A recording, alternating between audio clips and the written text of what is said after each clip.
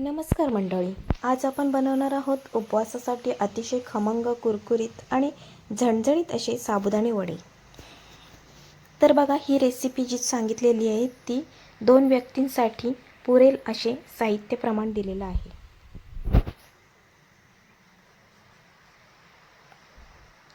तर बघा, साहित्य खालील प्रमाणात आहे। 1 कप साबुदाणा 4-5 तास भिजवलेला, 2 मध्यम बटाटे उकडून मॅश केलेले, शेंगदाण्याचा कूट घेतलेला आहे अर्धा कप, हिरव्या मिरच्या बारीक चिरून, 1 चमचा साखर, जिरं, मीठ, कोथिंबीर आणि लिंबाचा रस यांचं मिश्रण तयार करून घेतलेलं आहे। निथळलेला साबुदाणा आपण एकदा मिक्सरमधून फिरवून घेतलाय, जेणेकरून साबुदाण्यातलं पाणी तेलात उतरून तेल आपल्या अंगावर उडू नये म्हणून तो मिक्सरला लावून घेतला।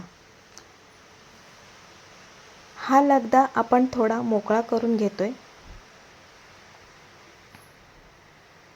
आता त्याच्यामध्ये जे वरी तांदूळ घेतलेले, वरी तांदळाचं पीठ ते टाकलंय, शेंगदाण्याचा कूट घेतलाय, हिरवी मिरची, जिरं, साखर आणि लिंबाचं मिश्रण हे त्याच्यामध्ये टाकलेलं आहे। तसंच लाल तिखट कलर येण्यासाठी घातलंय। आता हे जे मिश्रण आहे ते व्यवस्थित एकजीव करून घ्यायचं, जेणेकरून तो साबुदाणा अख्खा राहिला असेल तो फुटला गेला पाहिजे।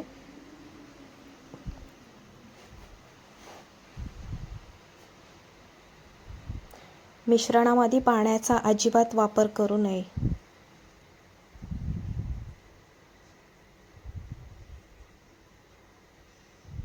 बघा, लगदा व्यवस्थित तयार झालाय।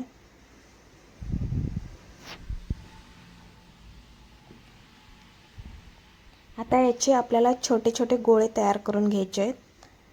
त्यासाठी आपण पहिलं पाणी घेतलंय हाताला लावून, म्हणजे ते गोळे हाताला चिकटत नाहीत। योग्य त्या प्रमाणात पाणी घ्यायचं, जास्त पण पातळ पीठ करायचं नाही। आता या पिठाचे छोटे छोटे गोळे करायचे, चप्पट आकाराचे, आणि ते हातावरच थापायचे। कोणत्या पिशवीचा अथवा कपड्याचा वापर करायचा नाही, हातावर व्यवस्थित थापून बघा त्याच्या कडा नीट करून घ्यायच्या।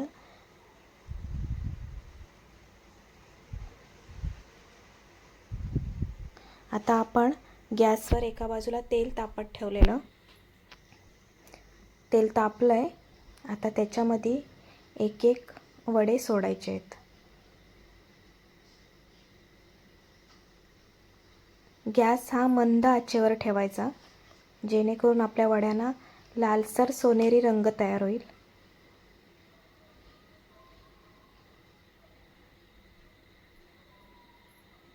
वडे बघा अजिबात अंगावर उडलेले नाहीत, तेल सुद्धा खराब झालं नाही।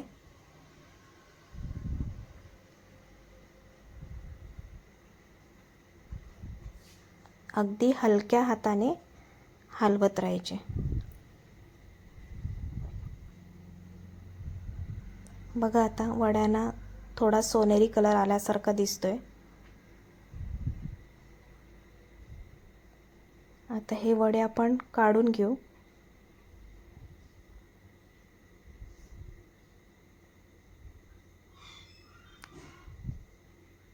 बघा कसे वडे व्यवस्थित आपण फ्राय करून घेतलेत।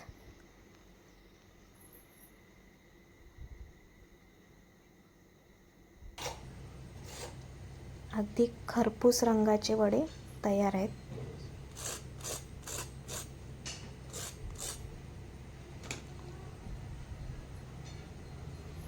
आता आपण करूया चटणीची तयारी।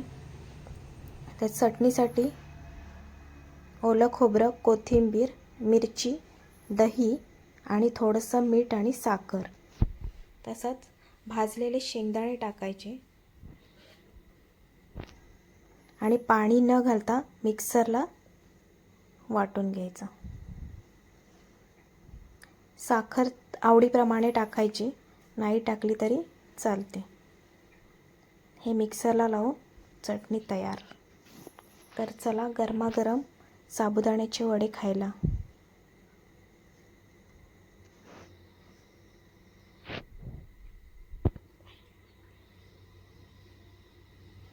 तर रेसिपी आवडली असल्यास चॅनलला लाईक आणि सबस्क्राईब करायला विसरू नका.